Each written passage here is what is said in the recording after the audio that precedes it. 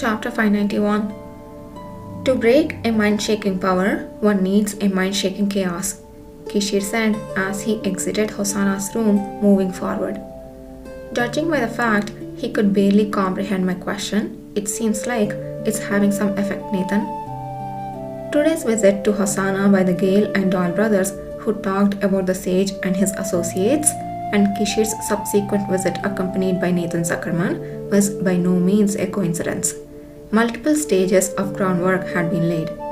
First, Uther met Gale and Doyle, subtly leaking information about the sage while requesting help with the second recruitment of the cavalry. The brothers immediately conveyed this information to Hosanna, who felt disquieted upon hearing it. Because he had been exceptionally stable in the recent days, this emotional disturbance had a broader and more intense scope than usual. To add fuel to the fire, Kishir appeared with Nathan Zuckerman, who was the object of Hosanna's fear. The change in Hosanna's emotions took a wild turn, more so than ever. Bringing intermittent, unrelated topics into their conversation was all part of a scheme to shake Hosanna's mind. By making him experience emotional extremes, Hosanna finally showed some signs of breaking free from his mental conditioning. Even recognizing a question for the first time was a significant effect. I thought it wouldn't help when Baron Eel summoned me, but I'm glad it did, Nathan said. Nothing is more terrifying than a surefire belief foiling. I hope next time we can have a more meaningful conversation, Kishir responded as he climbed the stairs. Suddenly, he stopped. Nathan turned his head toward where Kishir's gaze has landed. A man stood there, as still as a dark shadow.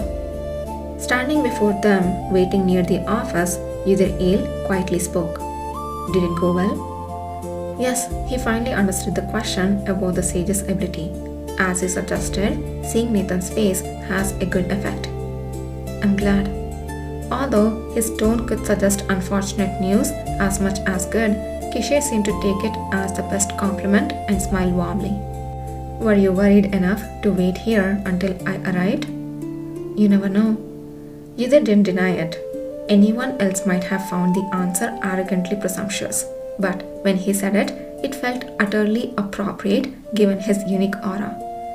Was Adjutant Zuckerman also alright? Yes. Nathan did nothing, so of course he was fine, Kishir answered for him, lifting his hand in a slight gesture. Shall we go inside to talk now? Nathan, your tasks for today are complete. You can proceed with the next one. Yes.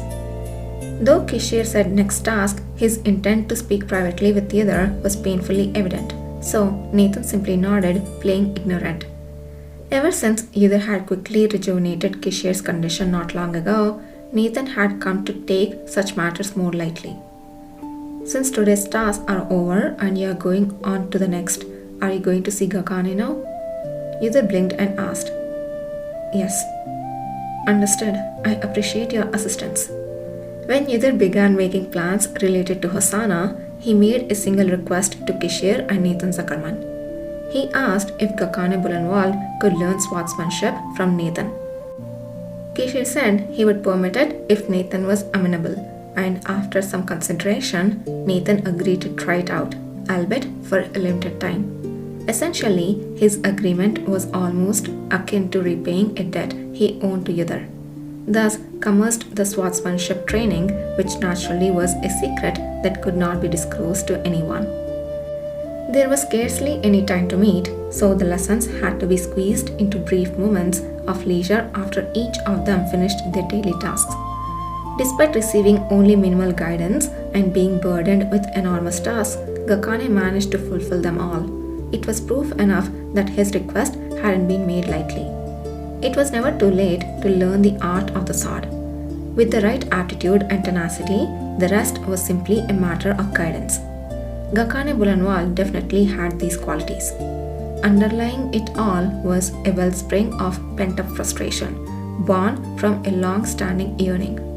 It evoked emotions in Nathan that took him back to his own early days of learning the sword. He had concluded that if Gakane could last for more than a month, it would be alright to spend a bit more time and teach him properly. Of course, this thought was kept a secret, even from Gakane, Yidar, and Lord Kishir. I haven't been able to properly observe Gakane since I entrusted his training to him. I was wondering how he's progressing. It's good to hear it's going well, Yidar said. As far as I can tell, Nathan hasn't complained. I assume the boy has some potential, so there is no need for concern. Kishir lightly responded as they entered his office. The appearance of the office they walked into was somewhat different than usual.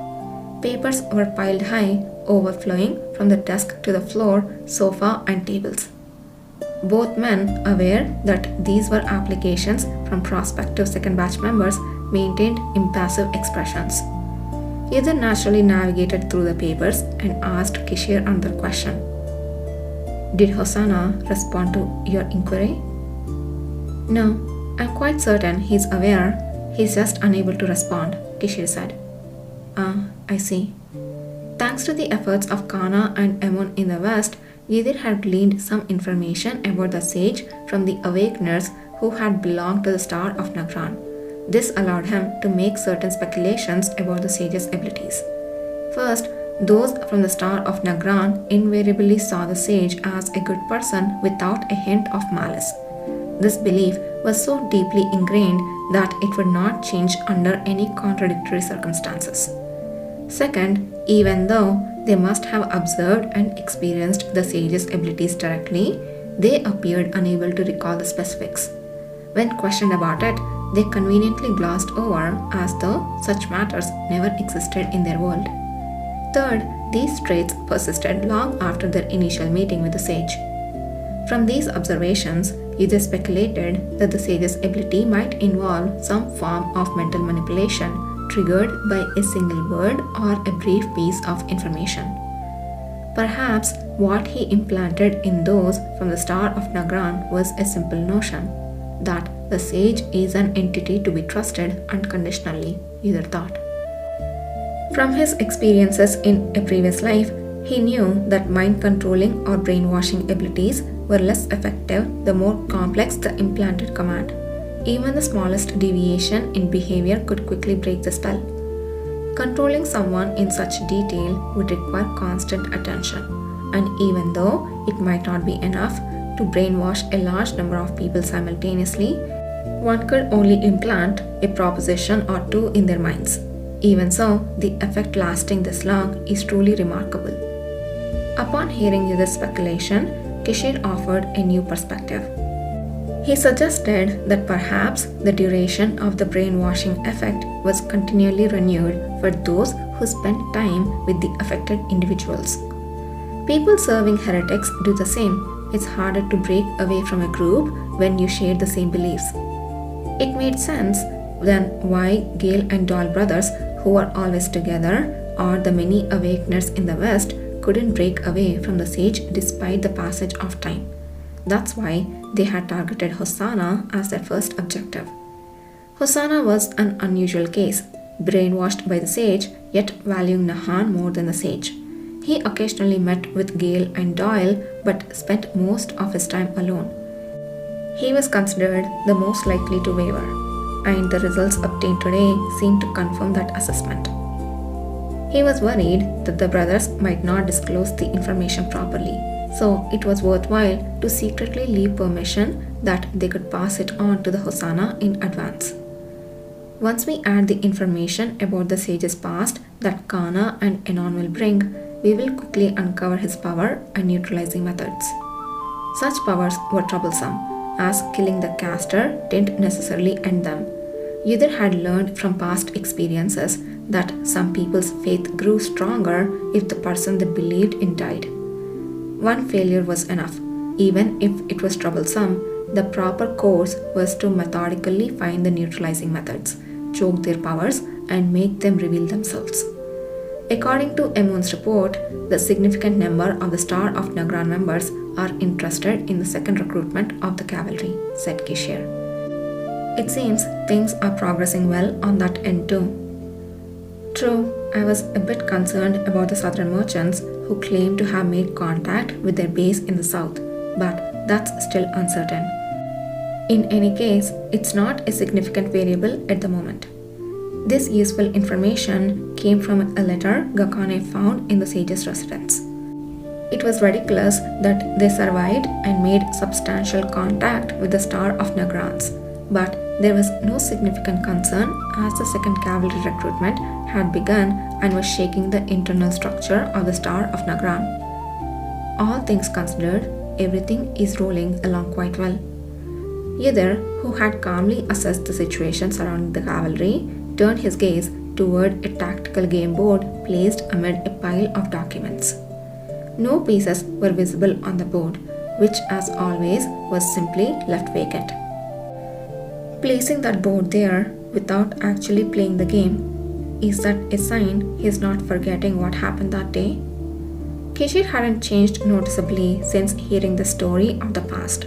He was still, if not more so, effectively going about all tasks without a single mistake.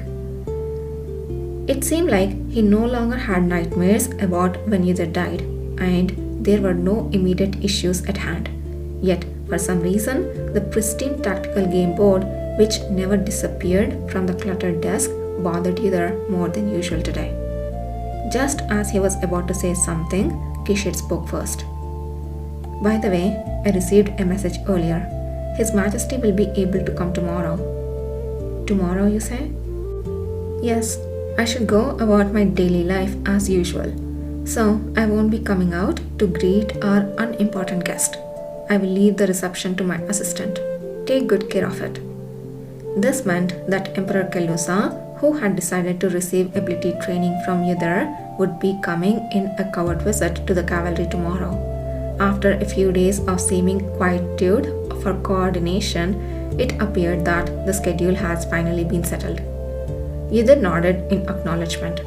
Faced with the Emperor's secret visit and the crucial task of training, any trivial questions were promptly pushed aside.